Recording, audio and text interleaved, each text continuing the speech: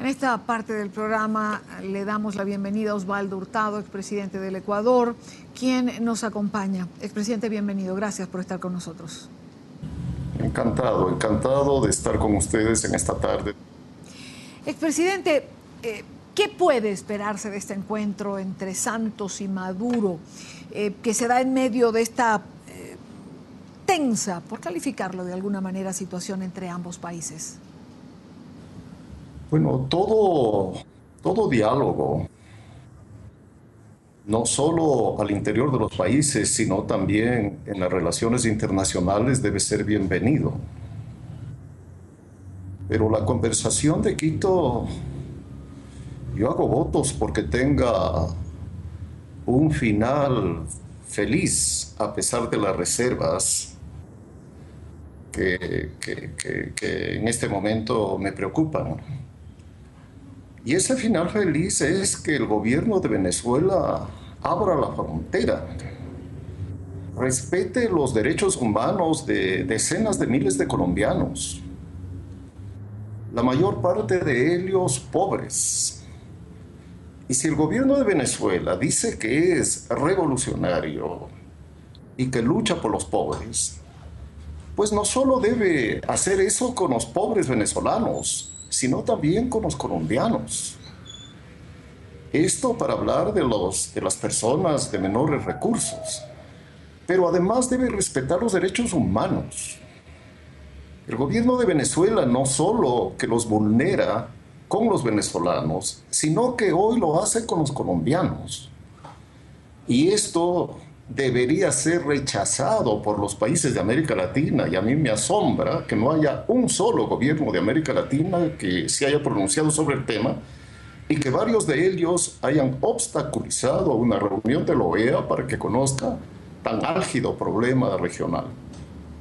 Precisamente, presidente, quiero preguntarle si esta crisis fronteriza marca una división dentro de América Latina. Usted hacía alusión al papel de la OEA, donde los intereses particulares parecieron primar sobre la defensa de los derechos humanos.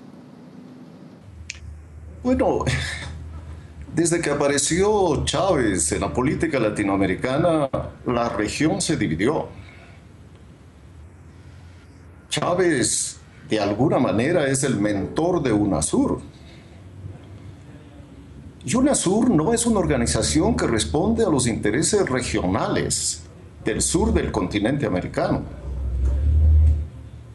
En general, responde a los intereses del gobierno de Venezuela.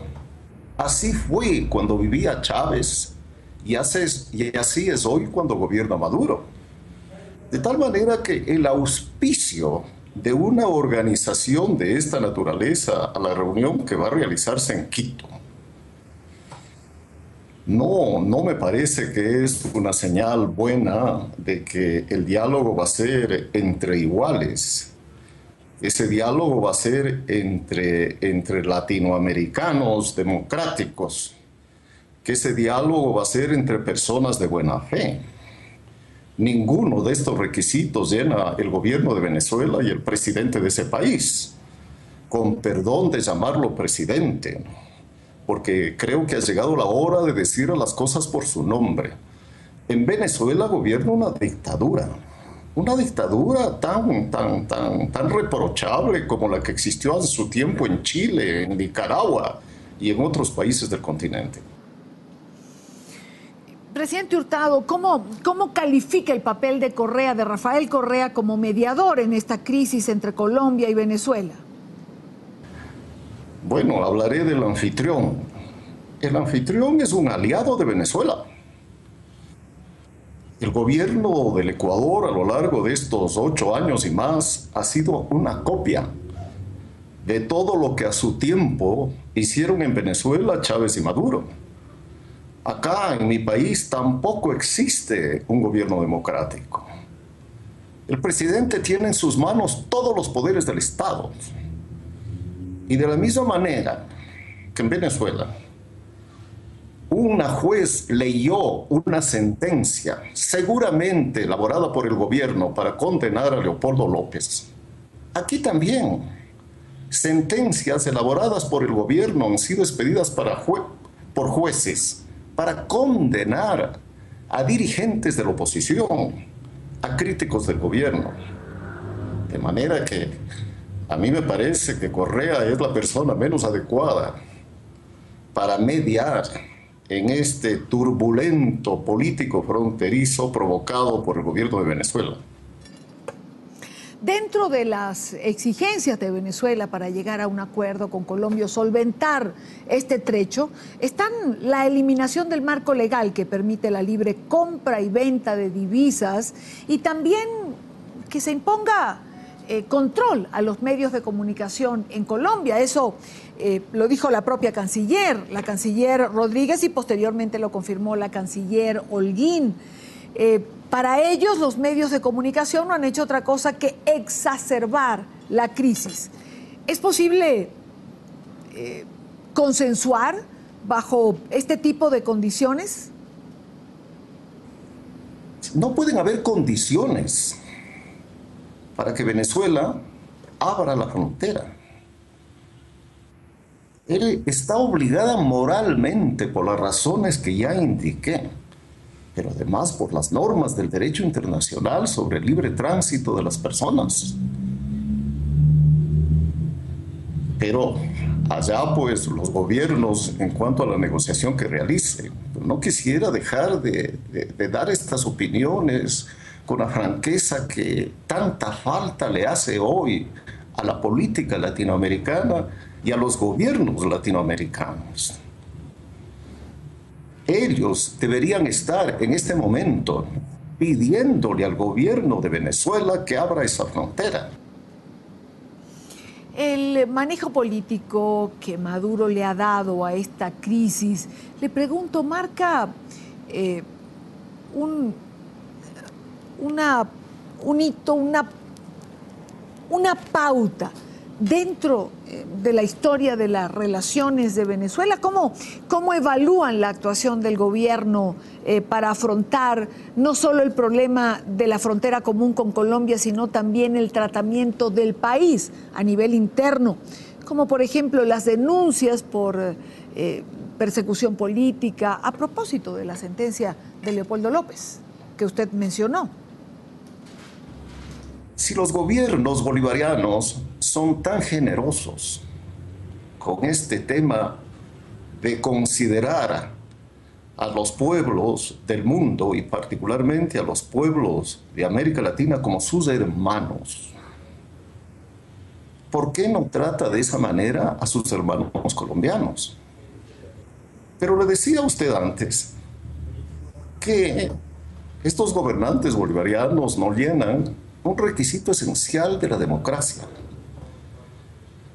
La democracia, entre otras características, es un régimen que se sustenta en la ética, en la moral pública, en la honestidad intelectual.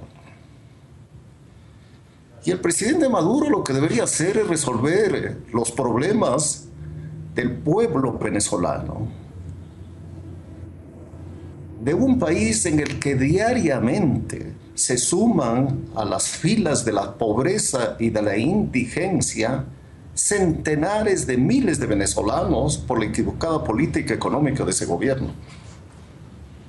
Y dejar en paz a los emprendedores colombianos que supongo se comportan en Venezuela de la manera que se comportan aquí, colaborando con el desarrollo de Venezuela.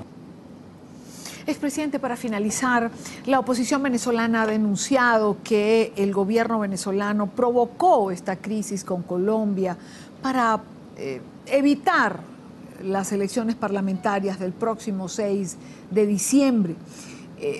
Desde el exterior, ¿cómo lo ven ustedes? ¿Puede ser esta la razón detrás de esta complicada situación? El poder no se abandona por motivo alguno. Y como Maduro sabe que él y su partido y su proyecto político y su revolución serán derrotadas en las urnas, yo estoy seguro que no existe garantía alguna de que habrá elecciones libres. Ya no las hay. ¿Qué si no es un procedimiento fraudulento electoral eliminar las candidaturas de López, de Machado y de otros líderes venezolanos? Él mismo fue elegido fraudulentamente en unas elecciones en las que los resultados electorales fueron alterados. Bueno, América Latina tiene que exigir a Maduro que esas elecciones se realicen y tiene que enviar la OEA o los gobiernos de América Latina, pero no UNASUR, ¿no?, que es un órgano dependiente del gobierno americano, del gobierno venezolano, tiene que enviar observadores para garantizar la pureza del sufragio. Quiero agradecer a Osvaldo Hurtado, expresidente del Ecuador, por estar esta tarde con nosotros, por estos minutos en que hemos podido conversar. Encantado, encantado. Muchísimas gracias a usted por la entrevista.